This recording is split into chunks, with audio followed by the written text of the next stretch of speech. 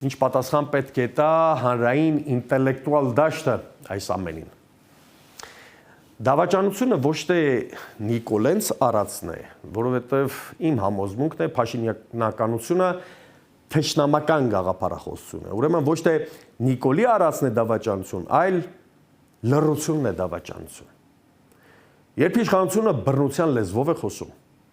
մտավորականությունը պարտավոր է խոսել ճշմարտության լեզվով։ Առանց խուսափելու, խուսանավելու, բառերը ծամծմելու, գրպանը երկու արծաթով լցնելու, առանց կծկատուր բառերի։ Այս պարագայում խնդիրը չունի կուսակցական երանգավորում, ինչպես շատերն են պատկերացնում։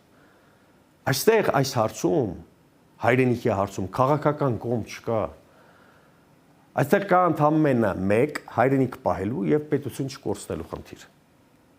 Երբ քաղաքականությունը շեղվում է պետության նպատակների եւ ճշմարտության ուղուց, թեև շատ տարակուսելի է, որ իշխոխունտան պետության նպատակը ձևակերպել է առհասարակ, բայց առհասարակ երբ քաղաքական իշխանությունը շեղվում է պետության նպատակների եւ ճշմարտության ուղուց, մտավորականությունն է դառնում վերջին ապաստանը, որտեղ համախմբվում են արժեքները եւ պատասխանատվությունը։